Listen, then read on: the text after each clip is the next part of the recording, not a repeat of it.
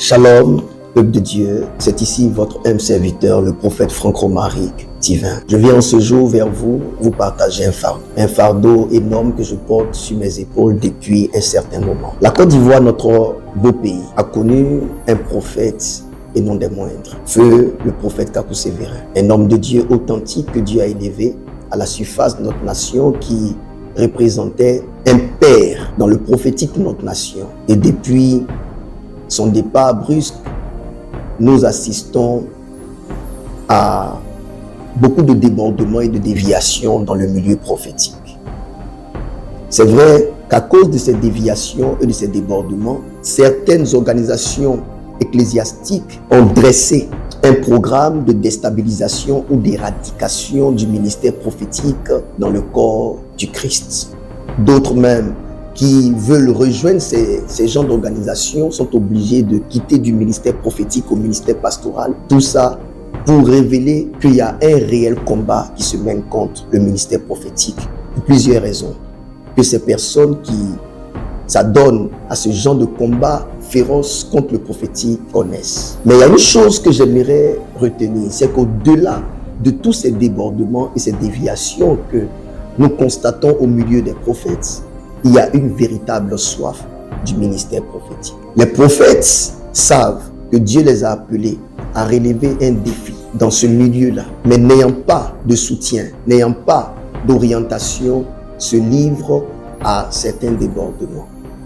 La soif est grande dans ce pays, la soif du prophétique. Et nous, Église, la Maison du Trésor, par la grâce de Dieu, voulons donner une opportunité à tous les prophètes, à ceux qui aspirent au ministère prophétique, de nous rejoindre ici très bientôt, le dimanche 29 octobre 2023, parce que Dieu, dans son immense bonté, a décidé de répondre à la soif de plusieurs à travers mon père spirituel, le prophète Joël Francis Tatou, ainsi que de son épouse, maman Simiane Tatou. Vous savez bien que mon père spirituel est un défenseur du ministère prophétique. Il est un homme équilibré, aiguisé, très enseigné, très fort et très puissant dans le ministère prophétique. Et Dieu nous fait la grâce de le recevoir en notre sein, afin que de par son passage, tous ces orphelins prophètes qui n'ont pas de père ni de soutien dans le ministère prophétique puissent avoir un souffle nouveau.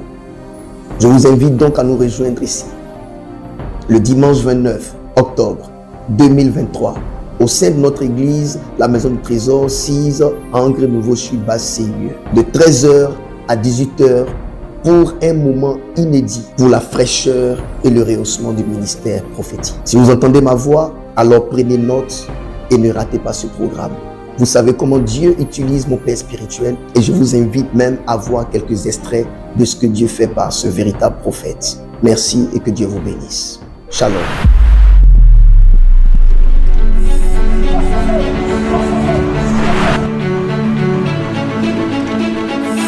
José Moussanji, fils de papa Jean-Pierre. Jean-Pierre Katumbi. Exact. Et maman Georgette. Quel est le professeur?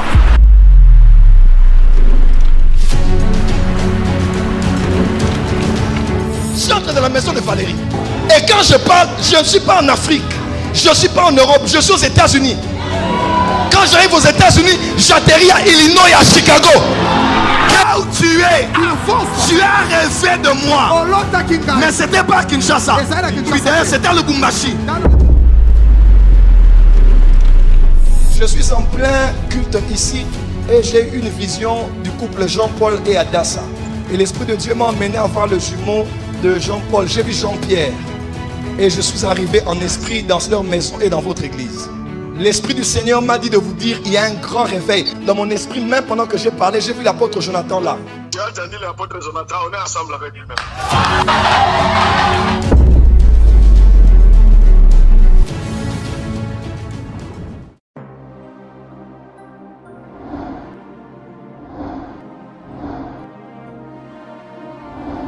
Dans notre marche avec Dieu, nous connaissons des chutes. L'apôtre Jacques a dit que nous bronchons de diverses manières. Ça veut dire chacun de nous a ses faiblesses. Et les fautes ne sont pas les mêmes, mais ce sont quand même des fautes. Pour celui qui a menti, il a péché. Pour celui qui a commis l'impudicité, il a péché. Pour celui qui a commis l'adultère, il a péché. Pour celui qui a volé, il a péché. Pour celui qui est hypocrite, il a péché. Et tout ça, c'est le péché. Ce sont des péchés. Et lorsque vous demandez pardon à Dieu, même si votre péché est connu des hommes, quand vous demandez sincèrement pardon à Dieu, Dieu vous a pardonné. Et quand Dieu vous a pardonné, marchez en nouveauté de vie. Et quand vous marchez en nouveauté de vie, Dieu oublie votre péché.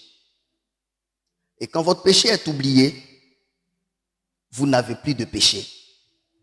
Jésus-Christ l'a effacé. Même si les hommes s'en souviennent toujours et que les gens vivent dans la nostalgie de votre péché passé, c'est eux qui sont en retard sur l'actualité. Vous êtes passé à autre chose et vous ne revenez plus en arrière. J'aimerais te dire que Dieu t'a pardonné. Va de l'avant et ne regarde plus derrière toi. Ne regarde plus derrière toi. Va de l'avant.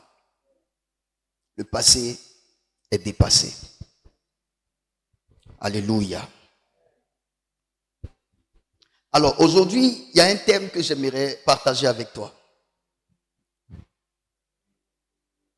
J'ai tourné sur moi toute cette journée. J'ai réfléchi toute cette journée. Mon cœur était partagé entre 2-3 messages et Dieu m'a permis de trouver un message selon sa pensée pour vous entretenir sur quelque chose de capital. Ce message de ce soir va vous aider. Et ça va également m'aider. Le thème de ce message, c'est le fardeau de révéler Dieu. Le fardeau de révéler Dieu. Père, je te dis merci au nom de Jésus pour ce message que tu me donnes, de partager à ton peuple, que ton nom soit élevé, glorifié, célébré au nom de Jésus-Christ. Amen. Dans la parole de Dieu, vous verrez, dans le livre de Éphésiens, que la Bible parle de 5 ministères. La Bible parle du ministère d'apôtre, du ministère de prophète, du ministère d'évangéliste, du ministère de pasteur et du ministère de docteur. La Bible dit que les 5 ministères sont les 5 dons de Christ à l'Église. Suivez-moi bien.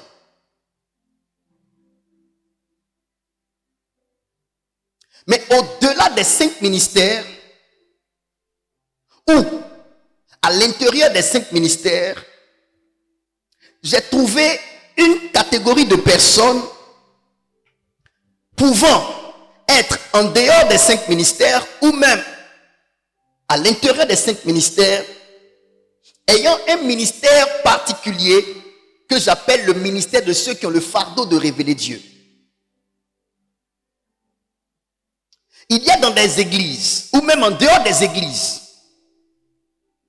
il y a à l'intérieur de l'église des personnes qui ressentent un fardeau de révéler Dieu dans leur génération.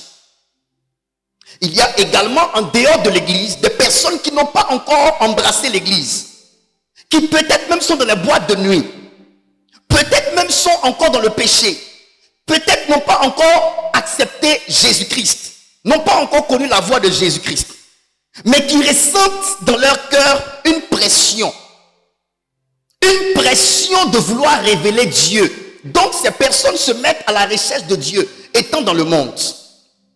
Un peu comme moi, je n'avais pas encore embrassé la vie en Christ, qu'étant petit, je sentais dans mon cœur une pression, un fardeau de révéler Dieu à ma famille et à ma génération.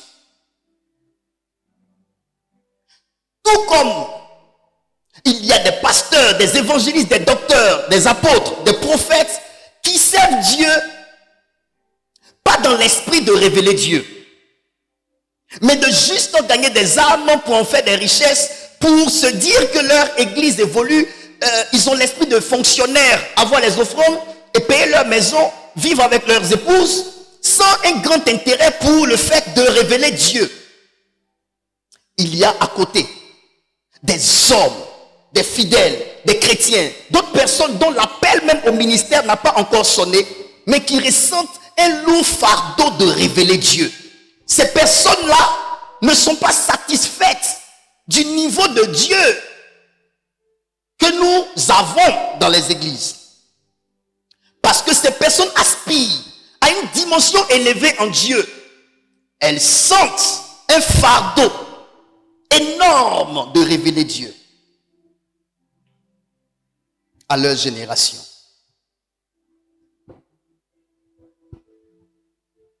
Et je fais partie des personnes qui portent un fardeau.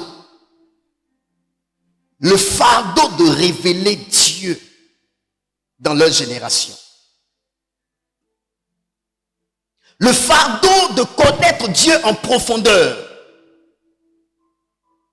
Le fardeau de chercher Dieu, le véritable Dieu. Le fardeau d'atteindre Dieu, de toucher Dieu. Le fardeau de connaître Dieu dans une autre perspective, dans une autre dimension, pour le révéler. Je porte en moi un fardeau étrange, un fardeau qui ne me donne pas la paix, un fardeau qui ne me donne pas la satisfaction. Je porte dans mes membres un fardeau qui ne me donne pas la tranquillité. Je porte dans mes membres un fardeau qui me donne la soif. Le fardeau qui fait que je peux, devant Dieu, être vu comme quelqu'un qui n'est pas satisfait du tout, du niveau que Dieu lui a donné. Pas parce que je suis ingrat, pas parce que je ne suis pas reconnaissant, pas parce que je ne suis pas content du peu que Dieu l'a fait, mais parce que je vois plus grand. Parce que je vois plus grand en Dieu. Parce que pour ma génération, il faut plus que ce que j'ai pour la convaincre. Parce que pour ma génération, il faut plus que ce que je fais pour la convaincre.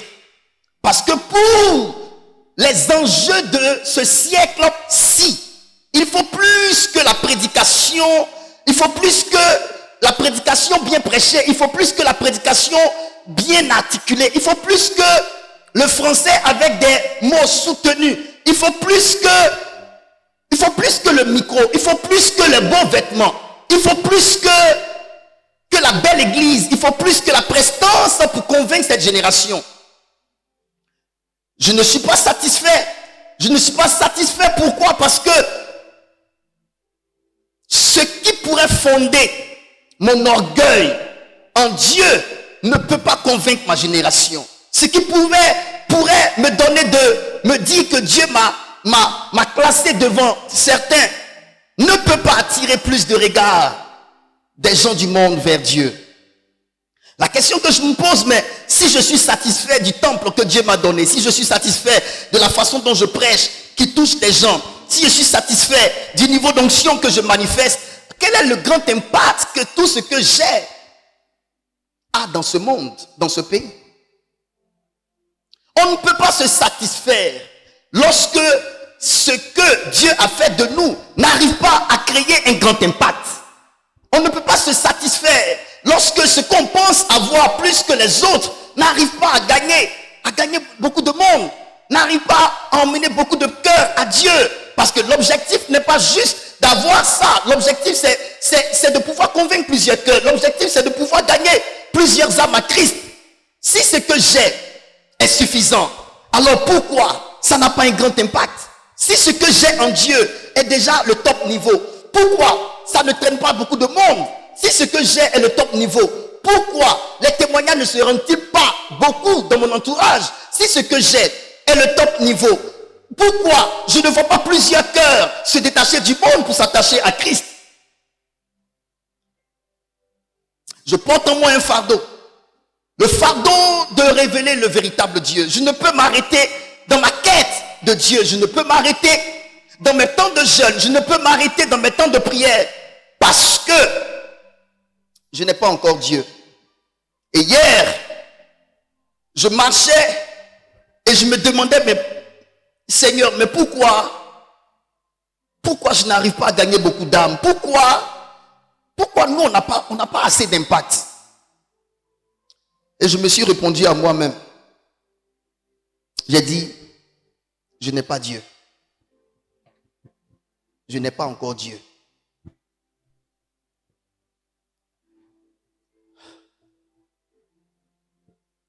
Il y a des réponses qu'il faut se donner soi-même et laisser Dieu tranquille.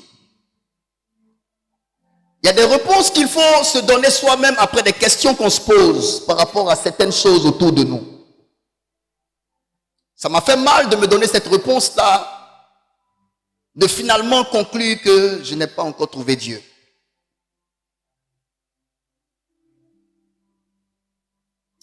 Si j'avais trouvé Dieu, si le niveau de Dieu que j'ai était suffisant, si ce que j'ai en moi était Dieu,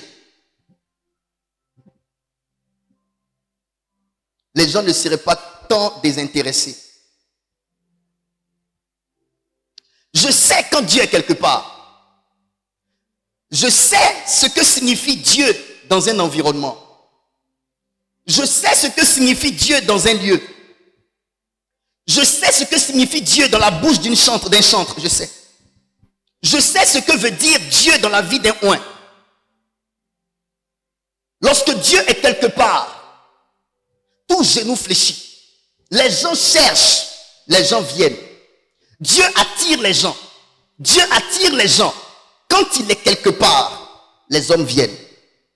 Lorsque les hommes qui étaient malades, autour dans les environs de la piscine de Bethesda, ont su qu'un ange descendait là et que s'opérait des miracles, tous les malades sont allés dans ce lieu. Si les gens ne sont pas encore venus dans notre église, si les gens n'accourent pas pour venir ici, acceptez que je vous le dise, on n'a pas encore Dieu. Ça fait mal de savoir que tant d'années à chercher Dieu, je ne l'ai pas encore trouvé. Lorsque Jésus marchait, il y avait plusieurs personnes qui voulaient le toucher et recevoir de lui. Certains étaient guéris, mais d'autres rentraient sans la guérison, insatisfaits. Ça peut ne pas être notre jour. Ça peut ne pas être comme ça qu'on le trouverait. Dieu peut se trouver ailleurs. Dieu peut se trouver ailleurs. J'ai marché, j'ai dit, mais pourquoi? Nous avons bâti l'église. Je sais que c'est Dieu qui a fait. Sa main s'est manifestée. On l'a su. Mais au-delà de temple, il y a autre chose que nous cherchons dans ce pays. En tant que serviteur de Dieu, il y a quelque chose en Dieu que nous cherchons. Lorsque Dieu est descendu dans la vie de mon père spirituel, le prophète Joël Francis Tatou, tout Kinshasa partait là-bas. Après le culte, les gens restaient après le culte. Pourquoi? Parce qu'ils ont vu Dieu là. Dieu ne peut pas être dans un endroit sans que les gens ne s'attroupent dans cet endroit. Lorsque Dieu descend dans un environnement, la présence de Dieu est comme de l'aimant qui attire tout ce qui est compatible, même ce qui est incompatible. Les gens viennent de partout parce qu'il y a Dieu dans cet environnement. Si nous faisons nos cultes et que les gens sont tant indifférents, nous évangélisons et que les gens sont tant indifférents, nous prêchons notre prédication. Dieu n'est pas dans ce qu'on prêche. Quand Dieu se relâche de la bouche d'un homme, Les cœurs sont saisis, les gens sont attirés. Il y a comme une résistance dans l'air. Mais dites-moi, bon sang, qui peut résister à Dieu? Qui peut résister à Dieu? Quand Dieu est quelque part, qui peut lui résister? Quand Dieu se fait voir, qui peut lui résister? Quand Dieu se déploie, qui peut lui résister? La Bible dit que lorsque l'Éternel se lève, les montagnes s'abaissent. La présence de Dieu suscite des réactions. La présence de Dieu suscite du mouvement. À la piscine de Bethesda, cette piscine-là était réputée. Cependant, les gens n'y allaient pas pour être guéris. Mais le jour où un ange seulement va descendre dans cette piscine, les gens vont s'attrouper autour de la piscine parce qu'ils ont vu là un mouvement qui pouvait les guérir. Eux tous étaient là. Cet homme-là pouvait rester là pendant combien d'années? Un malade de 38 ans pouvait rester couché là, attendant la présence de l'ange, parce que sa présence produit des miracles. Et même quand il n'était pas le premier à tomber dans l'eau pour être guéri, il restait quand même là à patienter. Les gens ne patientent pas dans nos églises parce qu'ils savent que s'ils patientent, ils n'auront rien pour finir. Parce que même dans l'attente, ils ne voient rien se faire devant eux. Ces hommes-là patientaient à côté de la piscine de Bethesda parce que dans l'attente, ils voyaient des gens guérir. Ils avaient l'espoir que d'autres pouvaient guérir jusqu'à eux. Si nous chantons et que rien ne se produit, nous chantons avec notre propre voix. Mais la gorge de l'Éternel ne s'est pas encore jointe à notre gorge. Si nous prêchons et que rien ne se passe, c'est parce que Dieu n'a pas encore saisi le micro avec nous. J'ai dit, je n'ai pas encore Dieu. Mes enfants spirituels me blaguent. Mes enfants spirituels me donnent l'impression que je prêche bien. Mes enfants spirituels me donnent l'impression que je suis le meilleur papa. Mes enfants spirituels me donnent l'impression que je suis mieux que beaucoup d'hommes de Dieu. Mes enfants spirituels sont satisfaits du Père que je suis. Mais moi, je suis insatisfait. Parce que ce que je vise, ce n'est pas l'appréciation de mes fils, ni de mes filles. De toute façon, vous ne m'appartenez pas. Vous appartenez à l'Éternel.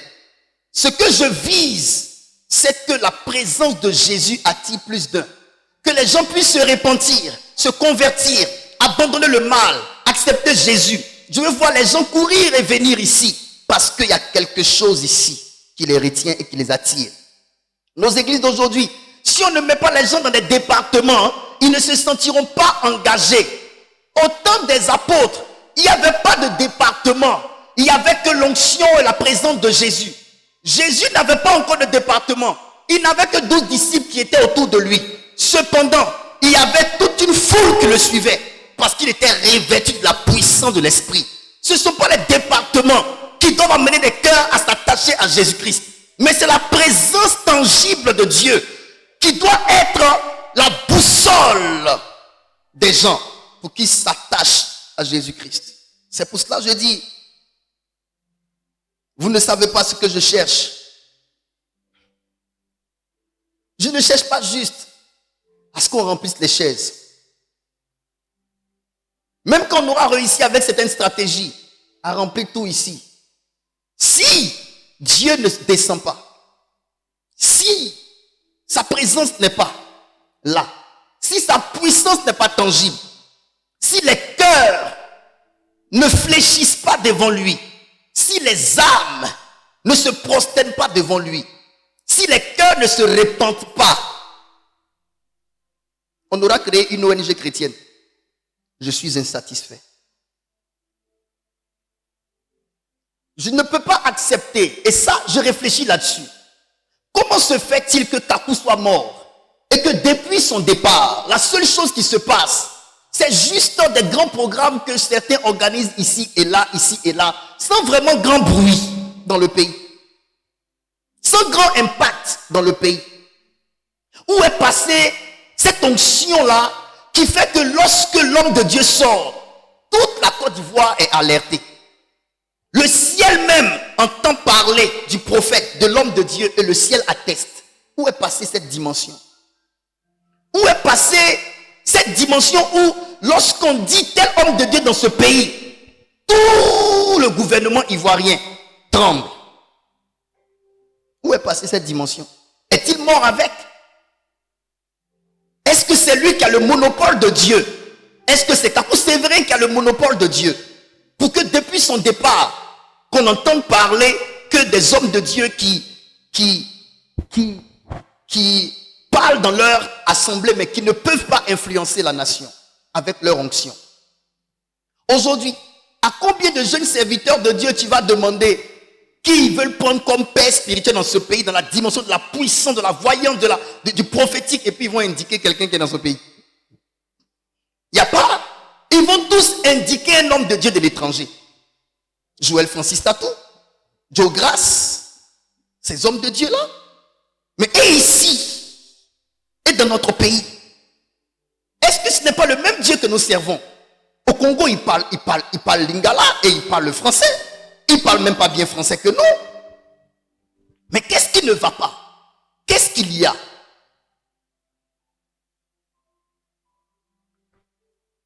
Je suis venu te parler du fardeau de révéler Dieu.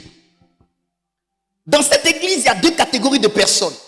Il y a des gens qui se suffisent dans une vie chrétienne de venir s'asseoir, écouter le message, apprécier, faire leur offrande, avoir une relation avec les frères et sœurs en Christ et rentrer à la maison. Mais ici, il y a aussi des personnes, ça ne les suffit pas. Ces personnes-là cherchent, sentent sur leurs épaules un fardeau de révéler Dieu. Un fardeau énorme de révéler Dieu. Dans leur façon de servir, un fardeau de révéler Dieu. Dans leur service, il y a un fardeau de révéler Jésus-Christ. Dans leur mariage, un fardeau de révéler Jésus-Christ. Pour leurs enfants, un fardeau de leur révéler Jésus-Christ. Dans leur relation avec les frères et sœurs, il y a un fardeau de révéler Jésus-Christ. Ces personnes ne sont pas sans péché. Ces personnes ont des faiblesses. Elles peuvent trébucher. Mais elles ne laissent pas un péché empiéter sur leur fardeau de rechercher à révéler Dieu. De telles personnes, le péché ne peut pas les arrêter. Ces personnes-là courent pour aller conquérir le Dieu qui a mis sur leurs épaules le fardeau de le révéler.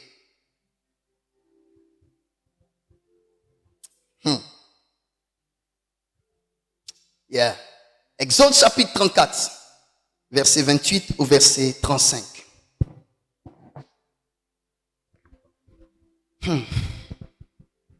Je lis la parole du Seigneur. Moïse fut là avec l'Éternel 40 jours et 40 nuits. 40 jours et 40 nuits. Il ne mangea point de pain et il ne but point d'eau. Il ne mangea point de pain et il ne but point d'eau. Et l'Éternel écrivait sur les tables les paroles de l'alliance, les 10 paroles. Et l'Éternel écrivait sur les tables, les paroles de l'alliance, les paroles de l'alliance, les 10 paroles. Les 10 paroles. Moïse descendit de la montagne de Sinaï. Écoutez très bien. Moïse descendit de la montagne de Sinaï, ayant les 2 tables de témoignage dans sa main. Ayant les 2 tables de témoignage dans sa main, oui. En descendant de la montagne. Et il ne savait pas que la peau de son visage rayonnait. Moïse ne savait pas que la peau de son visage rayonnait. Parce qu'il avait parlé avec l'Éternel. Parce qu'il avait parlé avec l'Éternel. Aaron et tous les enfants d'Israël regardèrent Moïse, et voici la peau de son visage rayonnait. Et ils craignaient de s'approcher de lui. Moïse les appela. Aaron et tous les principaux de l'assemblée vinrent auprès de lui et il leur parla. Après cela, tous les enfants d'Israël s'approchèrent et il leur donna tous les ordres qu'il avait reçus de l'Éternel sur la montagne de Sinaï. Lorsque Moïse eut achevé de leur parler, il mit un voile sur son visage. Quand Moïse entrait devant l'Éternel pour lui parler, il ôta le voile. Il enlevait le voile. Jusqu'à ce qu'il sortît. Et quand il sortit, il disait aux enfants d'Israël ce qu'il avait été ordonné. Les enfants d'Israël regardaient le visage de Moïse et voyaient que la peau de son visage rayonnait. Et Moïse remettait le voile sur son visage jusqu'à ce qu'il entrât pour parler avec l'Éternel. Amen. Amen. Est-ce qu'on me comprend? Est-ce qu'on peut se parler? Le thème, c'est le fardeau de révéler Dieu. Ce texte parle de Moïse. Suivez-moi très bien, attentivement. Ce texte parle de Moïse. Dieu veut donner ses lois au peuple d'Israël. Et Dieu appelle Moïse à monter sur la montagne de Sinaï. La montagne de Sinaï représente la présence de Dieu. Le lieu de prière, le lieu de rencontre avec Dieu. Dans la parole de Dieu, la montagne symbolise deux choses. La montagne symbolise les problèmes, les difficultés, les épreuves. Et la montagne symbolise également le lieu de rencontre avec l'Éternel. Ici, la montagne de Sinaï est le lieu de la rencontre avec Dieu. Donc, la montagne de Sinaï, au sommet de la montagne, Dieu et Moïse se parlaient. Ils se rencontraient et ils se parlaient. Donc, prenez le sommet de la montagne comme étant la présence de Dieu manifestée. Suivez-moi bien. Dans le thème le fardeau de révéler Dieu, il est important que je vous amène à comprendre l'importance, la quintessence de la présence de Dieu. Et j'aimerais, avant de vous révéler la quintessence de la présence de Dieu, vous ramener à l'origine lorsque Dieu avait tout créé parfait. Dieu a créé l'homme et il l'a planté dans un jardin qu'on appelle le jardin d'Éden. Je vous ai dit en Genèse chapitre 2 verset 8, le jardin d'Éden était une atmosphère. L'atmosphère de la présence de Dieu. Amen. Vous ne connaîtrez jamais l'importance de la présence de Dieu si vous n'en sortez pas. Vous ne connaîtrez jamais l'importance de la présence de Dieu si vous n'en sortez pas. Il faut donc sortir de la présence de Dieu pour comprendre et apprécier son importance à quel sens. Est-ce que vous me comprenez? Oufoué-Boigny a dit le vrai bonheur on l'apprécie lorsqu'on l'a perdu. Quand tu ne l'as pas encore perdu, tu ne peux pas l'apprécier. Mais quand tu perds le vrai bonheur, c'est là que tu l'apprécies. Et donc vous devez savoir la valeur d'une chose, on finit par la connaître lorsqu'on perd la chose. Tu finiras par connaître la valeur de la présence de Dieu lorsque tu vas perdre la présence de Dieu. Adam était dans la présence de Dieu. L'atmosphère de la présence de Dieu dans laquelle était Adam lui donnait d'être en phase avec Dieu. Dieu venait dans ce jardin-là rencontrer Adam. Adam parlait avec Dieu. Adam écoutait Dieu. Adam s'alimentait de Dieu. Je répète, Adam s'alimentait de Dieu. L'homme ne se nourrira pas seulement de pain, mais de toute parole qui sort de la bouche de Dieu. Dieu quittait le ciel, descendait dans le ciel terrestre pour nourrir Adam de sa parole. Adam n'avait pas besoin de travailler dans ce jardin, la terre, pour manger. Tout était pourvu. Mais lorsque Adam perd le jardin d'Éden et que Dieu le sort du jardin, sa relation avec Dieu prend un coup. Il n'a plus Dieu en lui et il doit être livré à des durs travaux pour pouvoir gagner son pain. Il doit transpirer, ce qu'il ne faisait pas avant. La vie dure s'est appliquée à lui. C'est là qu'il va réaliser l'importance de la présence de Dieu. Écoutez-moi bien, les évidences du royaume de Dieu ne peuvent pas être votre part si vous n'êtes pas un invité dans la présence de Dieu.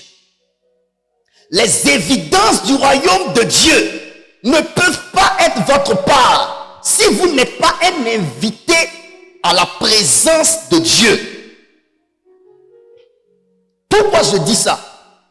Les tablettes, les lois viennent du royaume. C'est Dieu qui a donné ces lois-là à Moïse. Mais pour que Moïse les ait et qu'il puisse les lire et les libérer devant le peuple d'Israël, il fallait que Dieu l'invite dans sa présence. C'est pourquoi je dis, les évidences du royaume de Dieu ne peuvent pas être votre part ou à votre portée si vous n'êtes pas un invité dans la présence de Dieu. Amen. Il est donc impossible de manifester les évidences du royaume hors de la présence de Dieu. Quand Dieu veut mettre Moïse en contact avec les évidences du royaume, il invite Moïse à prendre place dans sa présence. Il doit quitter la terre, monter sur la montagne de Sinaï et il doit adopter le ministère du jeûne et de la prière. Tu ne peux pas être invité dans les hauteurs de la présence de Dieu en ayant pour aliment la nourriture des hommes. Tu n'auras que pour aliment la nourriture des êtres spirituels. Et la nourriture des êtres spirituels, c'est la parole qui sort de la bouche de Dieu. Est-ce que vous êtes là?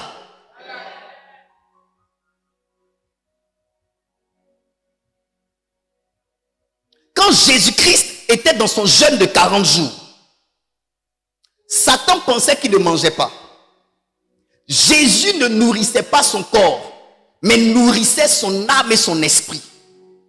Et il a dit, l'homme ne se nourrira pas seulement de pain, mais de toute parole qui sort de la bouche de Dieu. Ça veut dire, je ne me nourris pas de pain en ce moment, parce que je me nourris de la parole qui sort de la bouche de Dieu. Et c'est quand il finit de se nourrir de la parole qui sort de la bouche de Dieu qu'il est revêtu de la puissance de l'esprit. Lorsque Moïse est appelé à aller dans la présence de Dieu, il est coupé des aliments physiques. Il ne nourrit plus son corps. La Bible dit qu'il a fait 40 jours de jeûne. Il était dans le jeûne et dans la prière sur la montagne. Ce sont ces deux aliments-là qui te donnent de rentrer en contact avec l'aliment de l'Éternel. Tu vas devoir manger le jeûne, manger la prière pour finalement être introduit à la table de ceux qui mangent la parole de l'Éternel.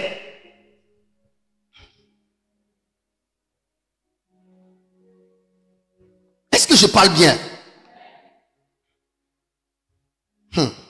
Si la Bible écrit noir sur blanc que Dieu l'invite sur la montagne de Sinaï et qu'il a jeûné 40 jours, ça veut dire que Dieu voulait qu'on sache dans quelle prédisposition l'homme est monté.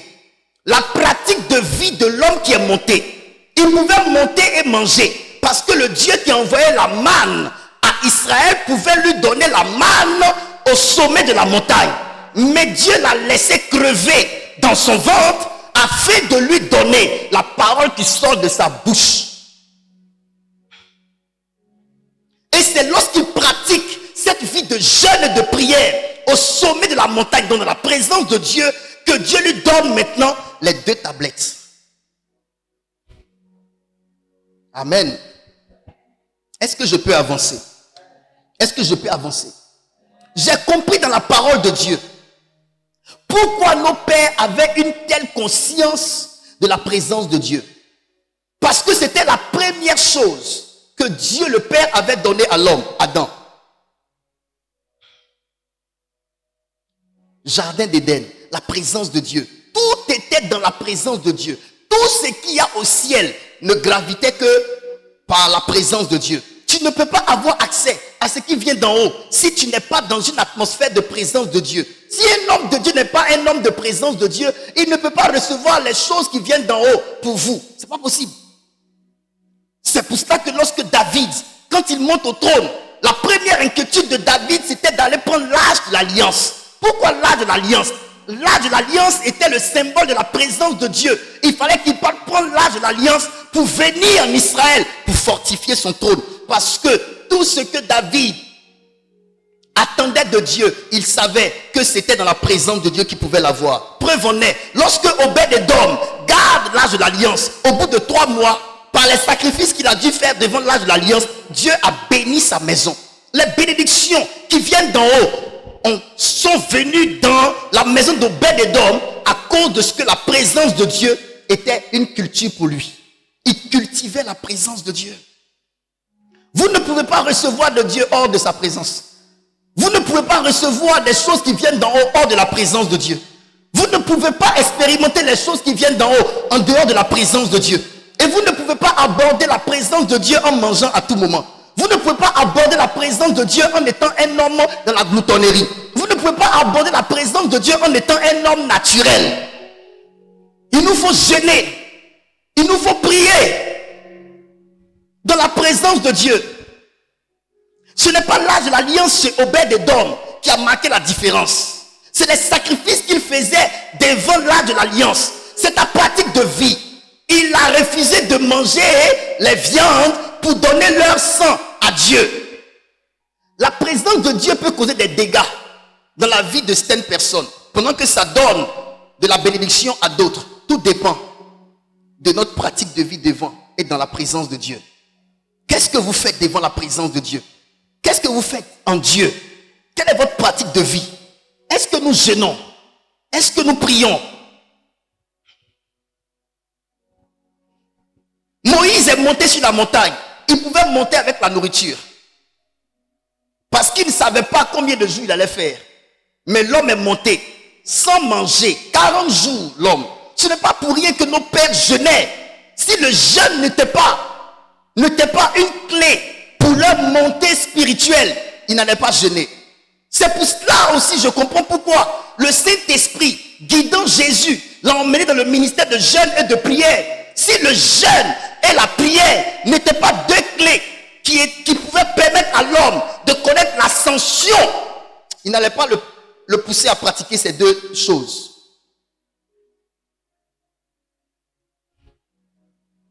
Je cherche quelque chose d'autre. Je cherche quelque chose d'autre.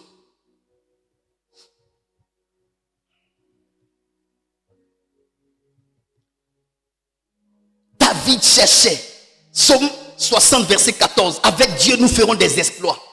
David connaissait l'impact que Dieu pouvait avoir dans la vie d'un homme.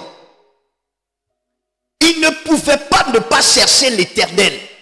Il ne pouvait pas ne pas chercher la présence de Dieu. Parce que David savait qu'avec Dieu, nous ferons des exploits. David sait que lui plus Dieu est égal à exploit. C'est pourquoi je dis, la valeur que je donne à Dieu dans ma vie, c'est l'impact que Dieu dans ma vie a sur mon entourage. S'il n'y a pas d'impact, c'est que je n'ai pas Dieu.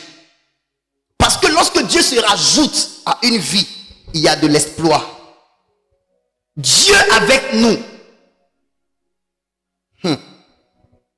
Avec Dieu, nous ferons des exploits. Je ne peux pas jouer dans l'équipe de Dieu et perdre.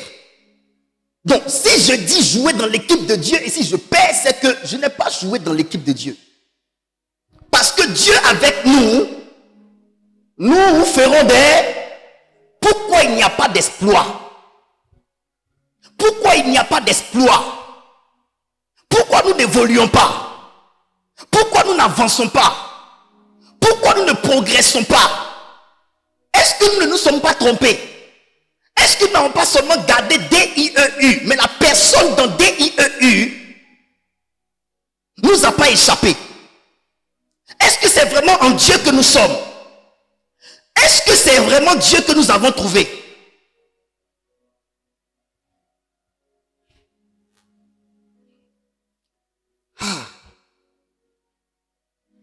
Saül dit à Samuel, mais j'ai obéi à l'Éternel. Samuel dit, tu as désobéi à l'Éternel et Dieu arrache ton trône pour le donner à un autre. Saül dit, j'ai obéi à l'Éternel. Bon, comment Saül peut-il dire qu'il a obéi à l'Éternel pendant que le prophète de l'Éternel entend l'Éternel lui dire que je suis fâché avec Saül? Saül était convaincu qu'il a obéi à l'Éternel. De quel Éternel parle-t-il? Nous pouvons penser servir l'Éternel, le véritable, tout en nous trompant. C'est pourquoi je veux poser la question à Dieu. Est-ce le véritable Dieu qui m'a appelé? Par rapport à l'impact de ma foi en lui, sur moi-même, ma propre vie, autour de moi, les résultats que je vois autour de moi, est-ce que ce sont les résultats de quelqu'un qui marche avec Dieu? Je dois me poser la question. Il faut que je me pose la question. Tu ne trouveras pas le vrai si tu es satisfait du faux.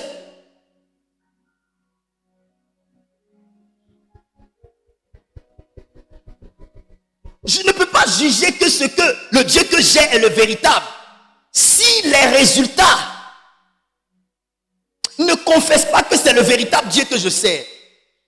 Ils ont enlevé mon Seigneur, je ne sais pas où ils l'ont mis. Est-ce le véritable Dieu que nous servons? On prie pour les malades, ils ne guérissent pas. On prophétise, ça ne tombe pas juste. Nos vies n'évoluent pas. Notre ministère traîne. Nous n'avons pas vraiment l'onction de Dieu. On n'a pas la puissance comme il se doit. Mais on prêche un Dieu vivant dont parle la Bible comme étant le Dieu tout-puissant. Même avec Abraham, Dieu n'était pas satisfait de la façon dont Abraham l'a révélé. Il dit à Moïse, je me suis révélé à tes pères comme étant le Dieu tout-puissant, mais je n'ai pas été connu sous mon nom l'Éternel. Ça veut dire qu'Abraham n'a pas révélé Dieu comme Dieu voudrait qu'il le révèle. Donc Dieu lui-même ne peut pas être satisfait du niveau auquel on le manifeste. Donc c'est un Dieu qui aime se déployer, se démontrer. Il ne se satisfait pas d'une petite onction qui fait tomber quelqu'un, mais qui ne peut pas bouger la ville. Pourquoi je vais me satisfaire du petit niveau alors que même mon Dieu qui m'a oint ne se satisfait pas? Il n'a pas été satisfait du niveau auquel Abraham l'a placé. Donc Dieu n'est pas en manque de démonstration. Dieu n'est pas en manque de manifestation. Dieu n'est pas en manque de déploiement. Il n'est pas en manque d'armée. Il n'est pas en manque d'onction pour qu'il ne puisse pas me oindre pour faire de grandes choses. Si je n'ai pas Dieu jusque-là, si je n'ai pas Dieu jusque-là, c'est que je me suis trompé tout ce temps. Si je n'ai pas Dieu jusque-là, c'est que je me suis trompé tout ce temps. Alors il faut que je m'arrête, que je fasse un break, que je rentre en moi-même et que je le cherche. Pour être sûr que c'est le véritable que j'ai saisi. Pour être sûr qu'au lieu de Dieu, j'ai saisi le diable. Ou bien au lieu de saisir la main de Dieu, j'ai attrapé le vent.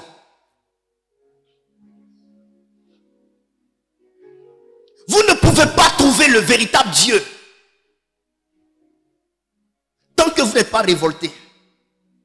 Je ne suis pas content du niveau auquel je suis.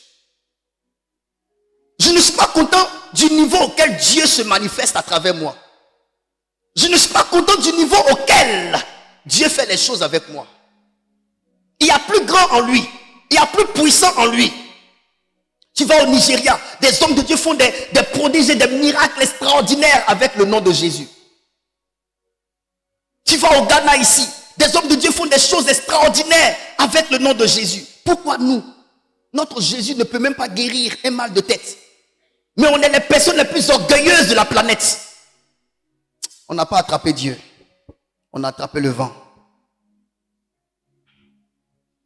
Romains chapitre 8, verset 31. Si Dieu est avec nous, qui sera contre nous? Si Dieu est avec nous, qui sera contre nous? Pour vous amener à comprendre que lorsque Dieu est avec quelqu'un, personne ne peut être contre. Vous devez voir le pouvoir que Dieu a, l'impact de Dieu dans la vie d'un homme. Quand Dieu est dans la vie d'un homme, personne ne peut être contre. Les hommes vont se mettre en rang, ils vont se mettre en réseau pour vouloir freiner cet homme avec qui Dieu est.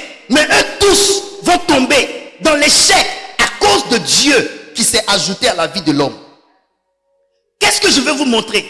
Je ne veux juste pas vous montrer le verset quand Dieu est avec nous, qui sera contre. Je vais vous dire que lorsque l'Éternel est avec vous, l'impact,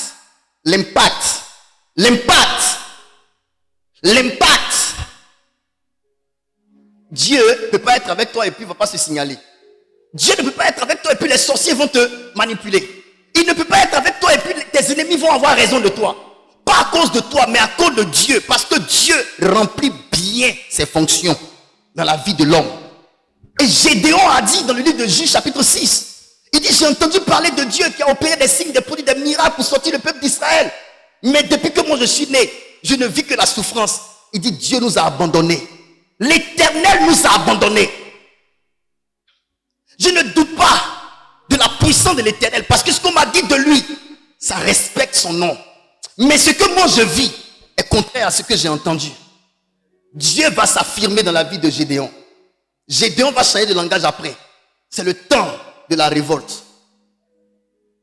Les temps dans lesquels nous sommes, c'est une histoire de Dieu avec nous. On doit se parler. Il faut qu'on se parle. Il faut que Dieu nous dise quelque chose. Il faut que Dieu nous dise quelque chose. Prends ton appel. Rentre en chambre. Va parler avec lui. Je chante depuis. Aucun malade n'est guéri depuis que je chante. Aucune onction n'est tombée.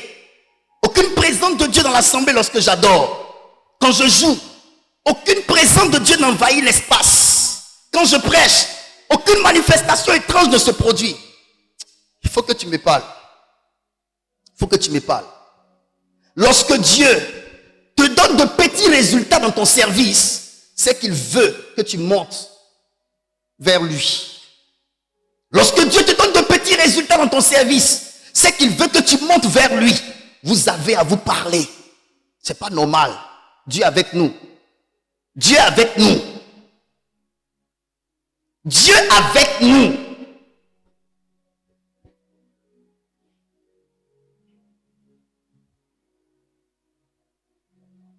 Romains 8, verset 19.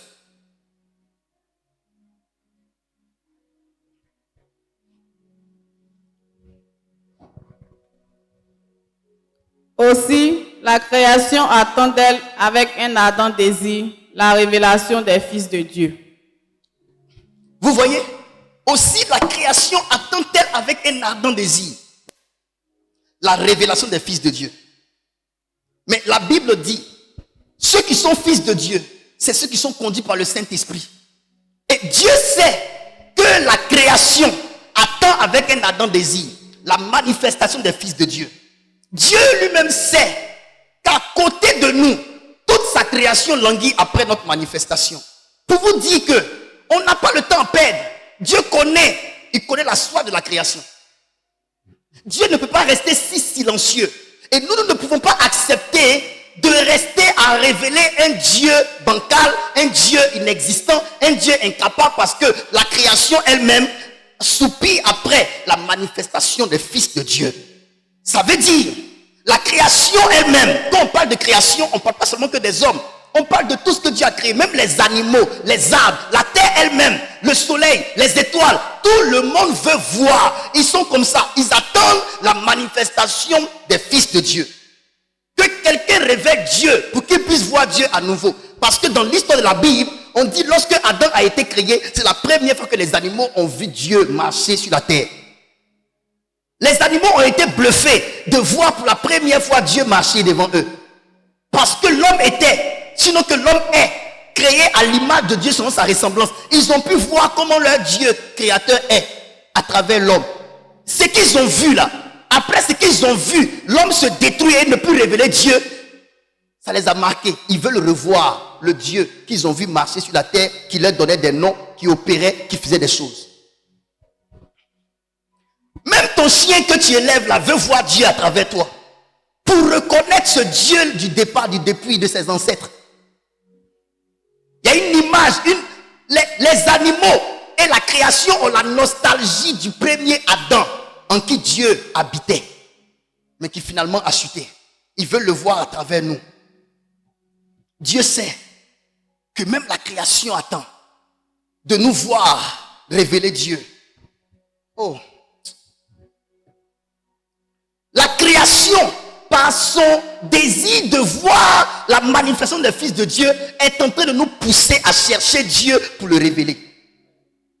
La création nous encourage, et vous ne savez pas que la création nous encourage à vouloir chercher Dieu et à le révéler, afin que sa soif soit étanchée. La création a une soif. La soif de la création voudrait qu'on pousse un peu dans notre relation avec Dieu. Qu'on pousse un peu dans nos jeûnes. Qu'on pousse dans nos prières. Oh, vraiment, qu'on pousse. Pour que finalement on trouve Dieu. Pour révéler Dieu. Pour enfin dire, on n'a pas eu mal d'avoir soif. Parce que c'était possible. Notre soif a un sens. Parce que finalement, on vient de voir un prophète se lever. On vient de voir un apôtre se lever. On vient de voir un pasteur se lever. On vient de voir un docteur se lever. Un évangéliste se lever. Pas avec l'argent, mais avec la puissance de Jésus-Christ.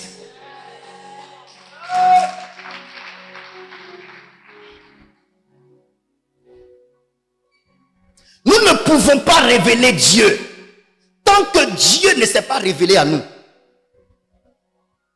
Nous ne pouvons pas révéler Dieu tant que Dieu lui-même ne s'est pas révélé à nous. Je vous ai dit dans cette église, il y a deux catégories de chrétiens.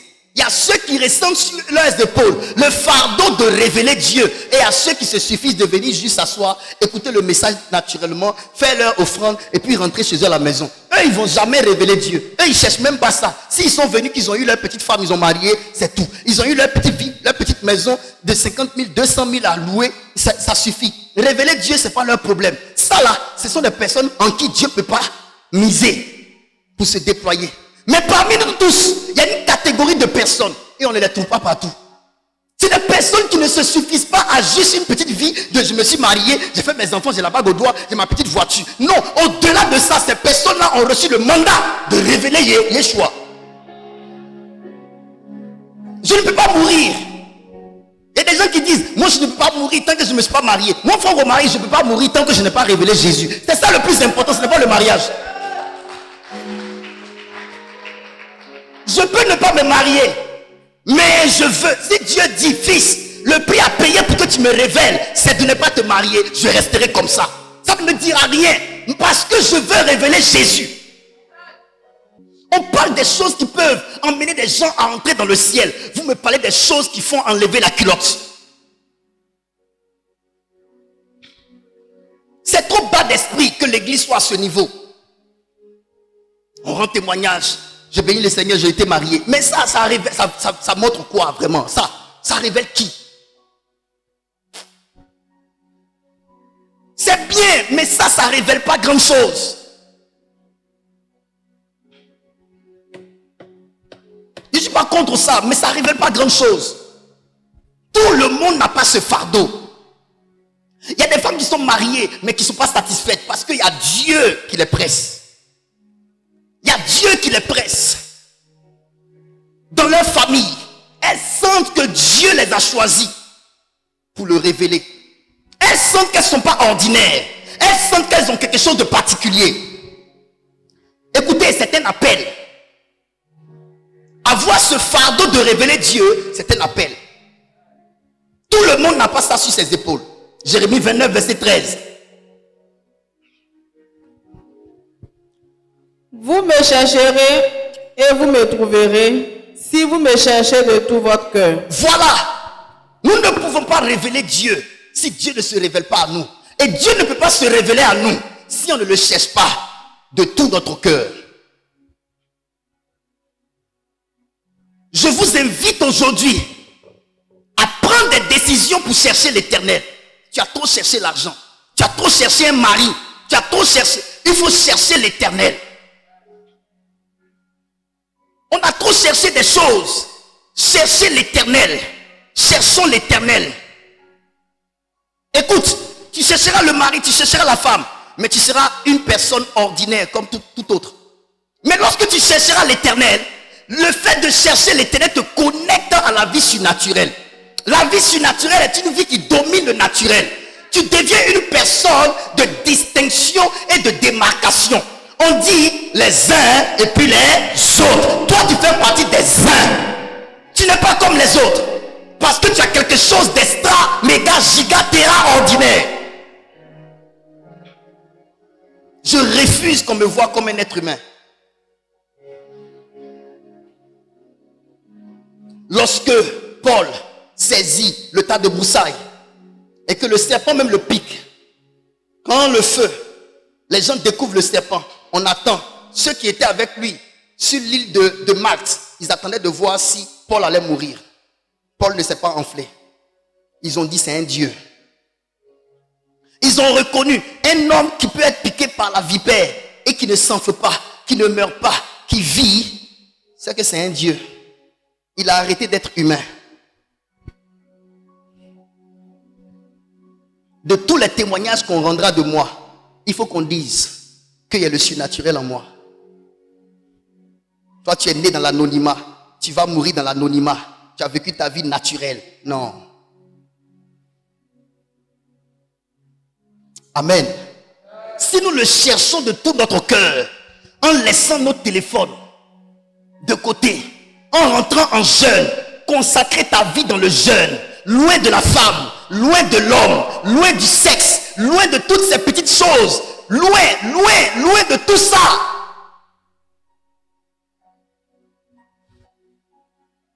Va chercher le sexe. Une femme va te manquer de respect à cause de ça, qui ne peut rien apporter à l'humanité. Tu vas aller chercher le sexe d'un homme. Un homme va t'exiger des choses. Tu vas avoir mal au cœur pour rien à cause de ces choses-là qui ne peuvent rien apporter à l'humanité. Je n'ai jamais vu quelqu'un chercher Dieu et sortir perdant. On a été diminué, chosifié, réduit à néant. Nous qui avons l'esprit de Dieu. Parce qu'on a cherché les choses de la terre. Cherchons Dieu qui honore. Chercher l'éternel prend du temps. Ça demande que tu meurs en toi-même. Ça te maltraite. Mais la récompense est pour l'éternité. Chercher l'éternel fait mal. Être sur la montagne seul, 40 jours, 40 nuits, sans manger, cherchons l'éternel. Cherchons l'éternel. Il dit, si vous me cherchez de tout votre cœur, je me laisserai trouver. J'ai compris. Il faut engager son âme dans la prière. Engager son esprit dans la prière. L'ira montaria, les brochama, les cantoraba, les mando enala endila ense, boranto prande shi, l'ira mando sikadaya, borataria davro, les ramando sa, les bras sous cambayon to breast in the land the way no mao. Père, souviens-toi de ton alliance. À ses pieds, sans ouvrir les yeux, loin des regards, sans ton téléphone, cherchant l'éternel, concentré sur lui, priant, jeûnant, gémissant, invoquant le Dieu de tes pères, l'appelant afin qu'il t'ouvre l'esprit, qu'il t'ouvre les yeux, qu'il te donne son don, qu'il te donne sa puissance, qu'il te donne ta grâce, qu'il te donne son feu, qu'il te donne sa lumière, qu'il te donne son power, qu'il te donne sa force, qu'il te donne le pouvoir de résurrection. L'éternel, le Dieu qui ressuscite les morts. Ceux qui ont le fardeau de révéler Dieu ont pour souci Dieu. Ceux qui ont le fardeau de révéler Dieu ont pour souci Dieu. Ceux qui ont le fardeau de révéler Dieu, Dieu est leur souci et leur sujet d'inquiétude. Pendant que les gens s'inquiètent pour l'argent, s'inquiètent pour le mariage, s'inquiètent pour l'or, s'inquiètent pour les habits, s'inquiètent, toi ton inquiétude c'est Dieu. Tu souffres dans ton lit parce que tu n'as pas Dieu. Tu as mal dans ton âme parce que tu n'as pas Dieu. Tu souffres dans tes os parce que tu n'as pas Dieu.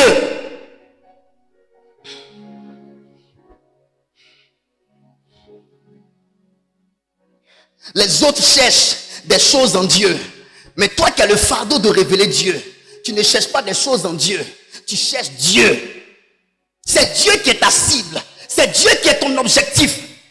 C'est Dieu que tu cherches. Jésus est tout pour toi. Dieu est leur soif. Dieu est leur soif. Ceux qui ont le fardeau de révéler Dieu, leur soif, c'est Dieu. Dieu est leur soif. Dieu est le sujet de leur frustration. S'ils sont frustrés, ils ne sont pas frustrés parce qu'une femme ne les a pas regardés.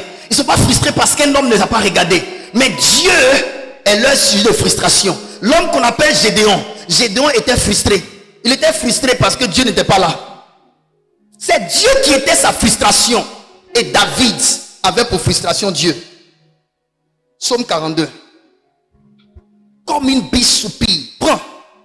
Vous allez voir ce que David dit.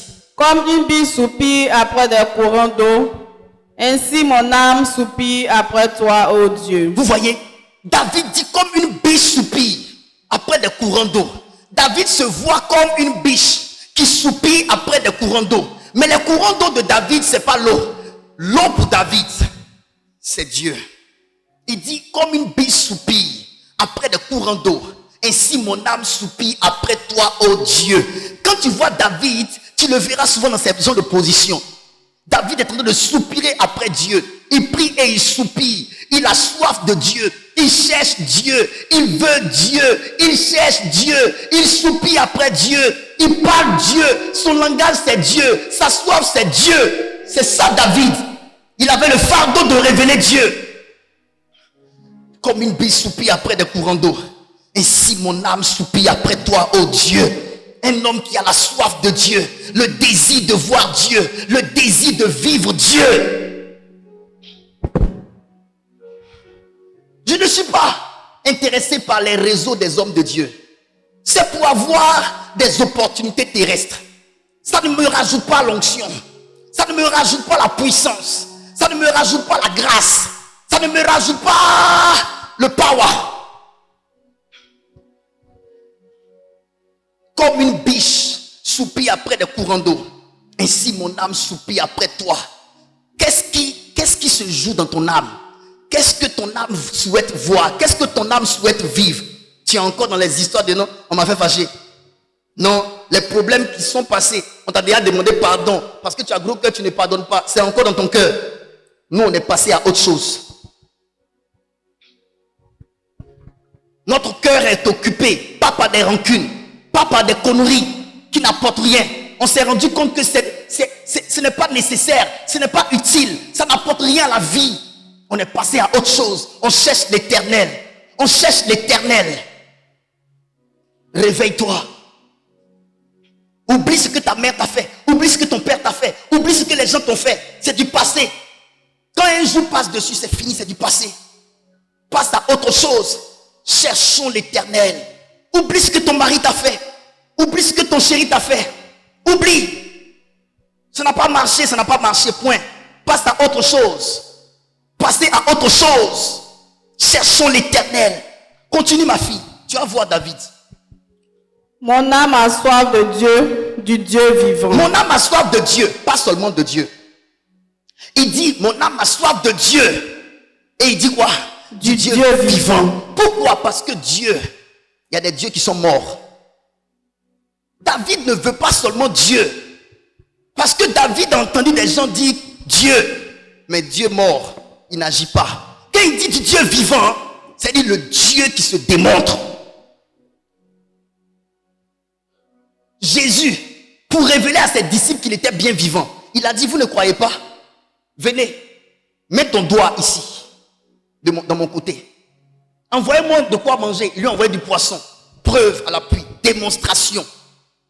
On veut le Dieu vivant, pas le Dieu mort. Les églises entretiennent le Dieu mort. On prêche un Dieu qui ne se manifeste pas. On prêche un Dieu qui guérit, mais nos malades sont dans les églises, ne guérissent pas. On prêche un Dieu qui ouvre des portes. Nos gens sont dans l'église, les portes ne sont pas ouvertes. On prêche un Dieu, mais qu'on ne peut pas démontrer. Qu'est-ce qui se passe? Soit on prêche un Dieu qu'on n'a pas rencontré nous-mêmes. C'est pourquoi bientôt je vais venir prêcher sur de la parole écrite à la parole faite chair. Beaucoup sont dans la parole écrite. Beaucoup n'ont pas encore rencontré la parole faite chair. La parole écrite raconte l'histoire de la parole faite chair. La parole faite chair, c'est la personne de Christ. On prêche ce qui concerne la parole faite chair, mais on n'a pas la parole faite chair en nous. Il faut qu'il soit en nous, pour qu'il fasse chair en nous, pour qu'il se manifeste, pour qu'il se déploie, pour qu'il se démontre. J'ai dit, quand Jésus était là et qu'il marchait sur la terre, tu pouvais ranger ta Torah.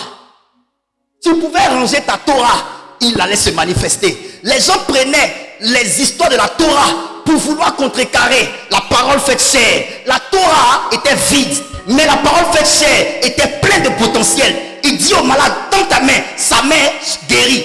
Les gens de la Torah, ils récitent la Torah pour vouloir contrecarrer Jésus, mais ils ne pouvaient pas guérir des malades. Ils ne pouvaient pas guérir les aveugles. Mais la parole faite chair était en mouvement. Parce que dans la parole faite chair, il y a la vie, il y a le mouvement et puis il y a l'être.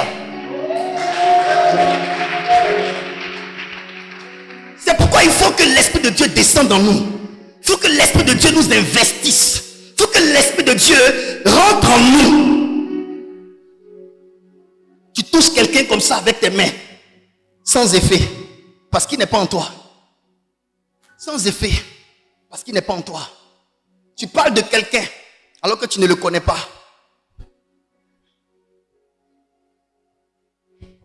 Du Dieu vivant. Vas-y. Quand irai-je et paraîtrai-je devant la face de Dieu? Quand irai-je et paraîtrai-je devant la face de Dieu? Ça veut dire quoi? Quand tu as soif de Dieu, il y a une chose qui te conditionne. Tu as envie d'être devant lui pour parler avec lui. Un homme de prière. Un homme qui le cherche. Que ta soif te conduise dans la prière. Tu ne peux pas dire que tu as soif de Dieu et puis tu ne vas pas à ses pieds pour le chercher. Tu as soif de Dieu, mais ce n'est pas lui que tu cherches. Tu cherches autre chose. Tu as soif de Dieu et puis tu ne vas pas dans la prière. Il dit, quand irai-je et paraîtrai-je devant la face de Dieu? Tu sais pourquoi il dit ça? Parce que David est roi. Et le roi est occupé à gérer les affaires du palais. Chaque fois les guerres, chaque fois les histoires du peuple d'Israël. Il avait besoin d'un peu de temps pour avoir le temps pour aller dans la face de Dieu. Il veut se retirer. Retire-toi de la cuisine. Retire-toi de tes business. Prends du temps devant lui. Un temps de qualité devant lui. Cherche-le. Parce que ta soif ne sera pas étanchée tant que tu ne montes pas en prière. Il faut prier. Combien de chrétiens ne prient plus? Vous avez pensé que la prière, c'est juste du bluff. La prière, c'est pour chercher l'éternel. On y gagne quelque chose. Allons-y chercher l'éternel. Allons-y chercher Dieu. On se plaint qu'il n'y a pas de réveil spirituel. Mais regardez comment on prie. On ne peut pas avoir de réveil sans la prière des chrétiens. Continue. Mes larmes sont ma nourriture jour et nuit. Mes larmes sont ma nourriture jour et nuit. Pendant qu'on me dit sans cesse, où est ton Dieu? Vous voyez, les gens disent où est ton Dieu. Vous devez savoir qu'autour de vous, on vous demandera où est votre Dieu. Donc vous devez savoir que la création attend avec un ardent désir la manifestation du Fils de Dieu. C'est pourquoi on te demande sans cesse où est ton Dieu. Les gens veulent voir.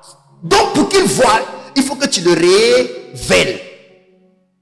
Donc vous savez, le monde et votre entourage vous poussent à aller chercher Dieu.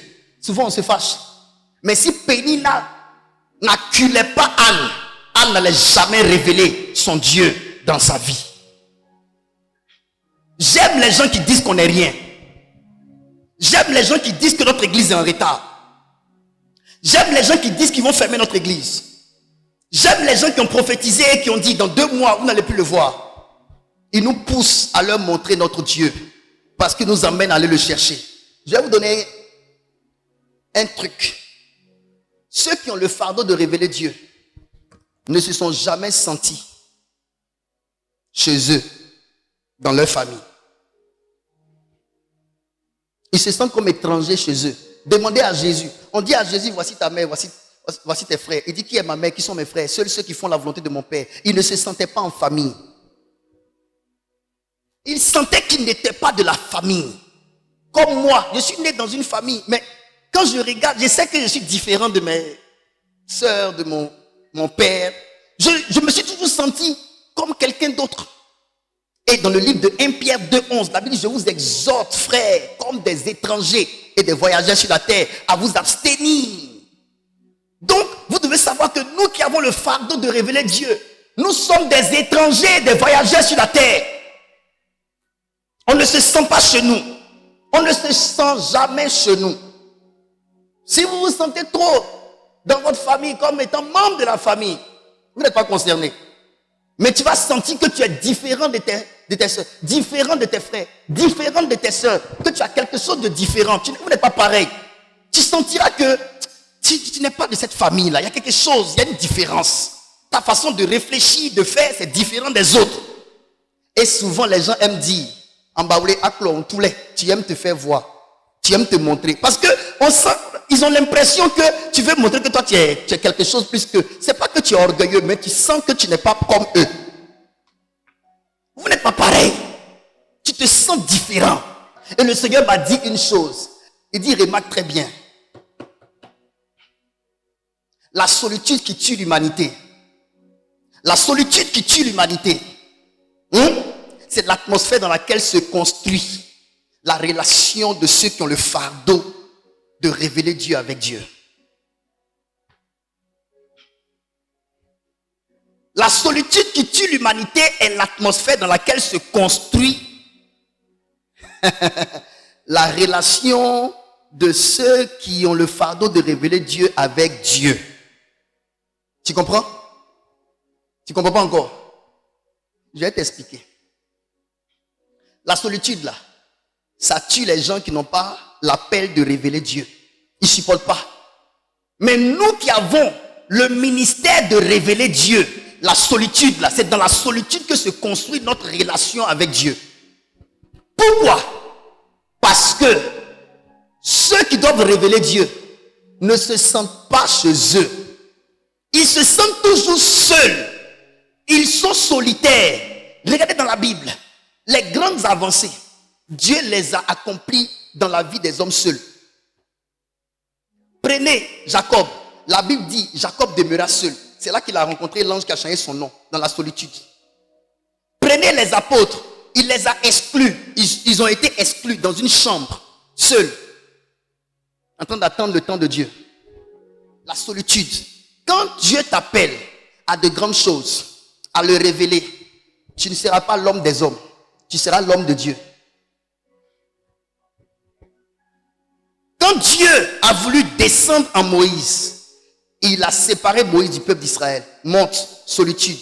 Il était solitaire sur la montagne. Vrai ou faux? Écoutez, l'échange, ça ne se disputera pas parmi les hommes. C'est retiré des hommes. L'Esprit de Dieu a conduit Jésus où? Pourquoi dans le désert? Dans le désert, il y a quoi là-bas? La particularité du désert, c'est quoi? C'est un endroit perdu. Un lieu solitaire.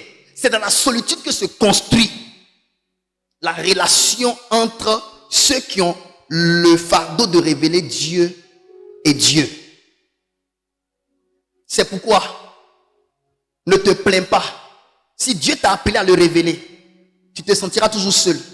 Tu auras l'impression que difficile d'être dans une relation avec une femme, difficile d'être dans une relation avec un homme, difficile d'être, même quand tu seras marié, tu sentiras toujours que tu es seul. Pourquoi? Parce que la seule personne qui peut te combler, c'est le Dieu qui a mis sur toi le fardeau de le révéler.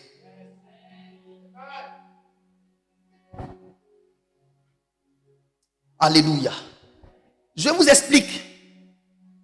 La femme qu'on appelle Anne, Dieu voulait se révéler à travers elle, par l'enfant qu'on appelle Samuel.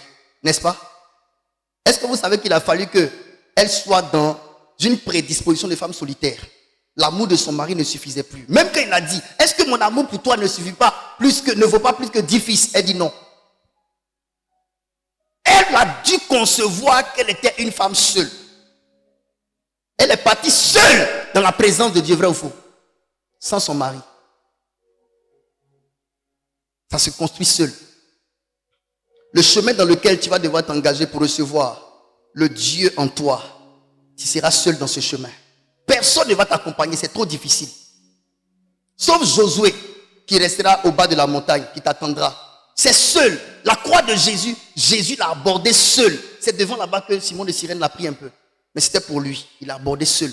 Le chemin, c'est seul que tu vas l'aborder. C'est pourquoi tu ne peux pas être en groupe. Tu sentiras que tu es toujours seul. Et Dieu lui-même te dit, sors du milieu d'eux. Allons-y. 2 Corinthiens chapitre 6, versets 16 à 18. 2 Corinthiens chapitre 6, versets 16 à 18. Quel rapport y a-t-il entre le temple de Dieu et les idoles? quel rapport y a-t-il entre le temple de Dieu et les idoles? Ça veut dire que le temple de Dieu est différent des idoles. Il n'y a pas de rapport. Donc vous devez comprendre que quand Dieu a décidé de faire de votre corps son temple, sa maison, un lieu à habiter, pour le révéler au monde, il n'y a pas de rapport entre vous et les idoles. Donc vous êtes différents des autres. Continue. Continue. Car nous sommes le temple du Dieu vivant. Nous sommes le temple du Dieu vivant. Parle pas. Attends ma fille. Alors doucement, aide-moi. Nous sommes le temple du Dieu. Pas du Dieu seulement, mais du Dieu vivant. David a dit quoi? Il a soif du Dieu vivant. Il dit nous sommes le temple du Dieu. Donc de nous doivent sortir les évidences de la présence de Dieu. Le Dieu que nous servons, c'est un Dieu vivant. Le Dieu plutôt vivant. Il se démontre. Il se manifeste. Nous sommes le temple du Dieu vivant. Alors, on ne saurait nous allier à des idoles qui sont des dieux morts. Donc, à la vérité, ceux qui servent d'autres dieux, quand ils viennent ici, ils doivent sentir quelque chose que là-bas, ils ne sentent pas. S'ils ne sentent pas la différence, c'est qu'on sert le même Dieu. C'est que notre Dieu est mort. Continue, mon enfant. Tu peux continuer maintenant. J'habiterai et je marcherai au milieu d'eux. Je serai leur Dieu et ils seront mon peuple. C'est pourquoi sortez du milieu d'eux. Dieu nous dit, sortez du milieu d'eux. Vous n'avez pas à rester au milieu de ces personnes. Ceux qui sont appelés à révéler Dieu, ceux dans la vie de qui Dieu veut habiter, pour le révéler, sont des personnes qui ont reçu l'ordre de sortir du milieu des autres. Une vie de solitude. Une vie de mise à part. Une vie de mise à part. C'est pourquoi, le 29, nous avons dit, présage d'exposition de nouvelles étoiles. Ce sont des étoiles, mais que Dieu a cachées. Que Dieu va maintenant exposer bientôt. Donc, le programme du 29 est un programme qui est un présage. Ça veut dire, ça annonce que de nouvelles étoiles vont faire leur apparition. Sortez du milieu d'eux. Tu entends? Sors du milieu d'eux. Ça veut dire, quand on parle de sanctification, ce n'est pas d'avoir une pratique de vie. Ce n'est pas d'avoir une pratique de vie. La sanctification veut dire la mise à part. Dieu nous a sanctifiés, ça veut dire que Dieu nous a pris comme ça du lot et puis il nous a détachés. Il nous a mis à part. Tu n'es pas comme eux. C'est ça la sanctification. Il dit, sors du milieu d'eux. Tu n'es pas comme eux. Franck, tu n'es pas comme eux. Prudent, tu n'es pas comme eux. Sébastien, tu n'es pas comme eux. Tu peux avoir ton frère. Tu peux avoir ta soeur de sang. Mais vous ne partagez pas les mêmes fardeaux. Les autres ont le fardeau de la famille. Toi, tu as le fardeau du Dieu très haut qui pèse sur tes épaules. Tu dois le révéler au milieu de la famille. Sors du milieu d'eux. Moïse, tu es un homme différent. Sur toi doit peser le poids, la caborde du Dieu Tout-Puissant. Sors de l'Égypte. Retire-toi dans le désert, seul avec les brebis, et je te rencontrerai dans le buisson ardent. Les hommes sur qui Dieu fait peser le fardeau de le révéler n'ont pas d'autre ami si ce n'est que Dieu lui-même. Leur meilleur ami, c'est l'Éternel.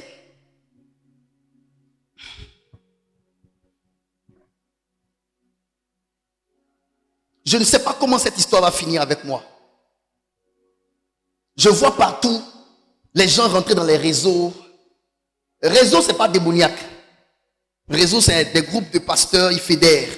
Je vois les gens rentrer dans les réseaux. Je les vois avancer. Mais moi, je suis seul. Je ne sais pas comment ça va finir.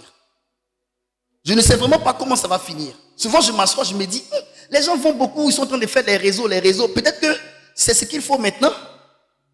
Mais quelque part dans mon cœur, je sens que c'est une fuite à l'avant. C'est une fuite en avant. Les gens ont juste peur de payer le grand prix. On peut ne pas se mettre dans des réseaux, rester fidèle à Dieu, écoutant sa voix, demeurant dans le jeûne de la prière, étant ici avec nos erreurs, nous comprenant, nous soutenant, nous relevant, nous-mêmes, jusqu'à avoir 2, 3, 4, 5, 6, 10 églises et prendre le pays. Je crois qu'on peut le réussir. On l'a réussi sans avoir de l'aide à acheter ce terrain et à bâtir. On peut aussi réussir à construire 1+4 et avoir plusieurs églises et réaliser notre vision. Je pense que Dieu n'a pas besoin d'aide pour accomplir sa volonté dans la vie des humains. Oui, le ministère des hommes seuls. Ça vient. Élisée était dans le ministère des hommes seuls. Les 50 fils de prophètes ont dit, ton père s'en va mourir. Je préfère être seul avec mon père qui s'en va mourir que de rejoindre les 50 fils de prophètes.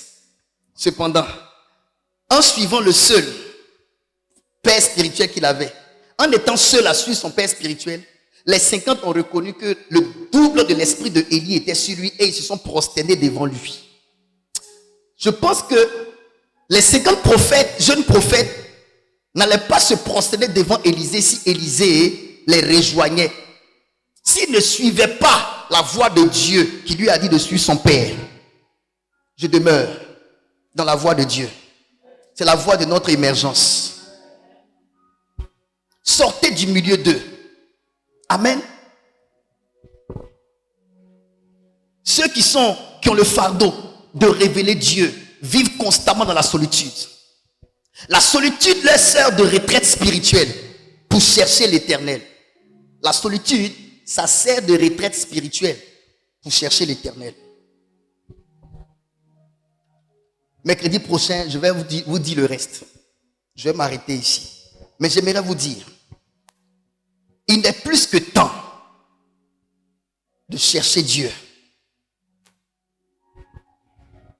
On n'a pas des choses durables parce qu'on ne cherche pas l'éternel.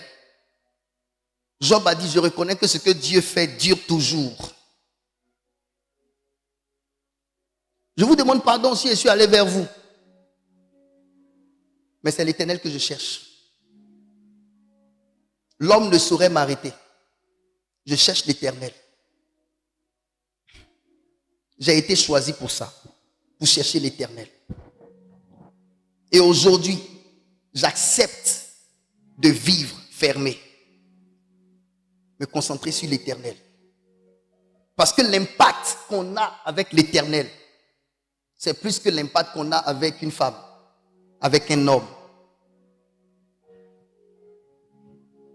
Je veux chercher Dieu. Et j'ai la responsabilité de frayer le chemin aux hommes qui cherchent l'éternel pour le révéler. Dernière parole. Je reviens à mon texte de base de Exode. Comment se fait-il que Moïse, il monte sur la montagne? Oh, Jésus, je vais expérimenter ça. 40 jours, 40 jours, 40 jours, 40 jours, 40 jours de jeûne et de prière. Quand il descend avec des tablettes qu'on ne peut pas trouver sur la terre. Et vous savez la différence? Il parle au peuple d'Israël et le peuple d'Israël constate que la lumière sort de son visage. Il dégage de la lumière. Sa peau a commencé à être une peau lumineuse. Celui qui s'approche du feu sentira la chaleur. Celui qui s'approche de la glace sentira la fraîcheur. Mais celui qui s'approche de Dieu dégagera de la lumière. Si nous cherchons l'éternel, nous révélerons l'éternel. Si nous cherchons l'éternel, nous absorberons sa présence et nous projetterons cette présence-là dans notre atmosphère. La lumière sur le visage de Moïse ne pouvait-elle pas être supportée par le peuple d'Israël qu'il était obligé de mettre un voile sur son visage? Ah, maman. Et quand il devait rentrer dans la présence de Dieu, il enlevait le voile parce que Dieu était le seul à supporter cette lumière parce qu'elle émane de lui.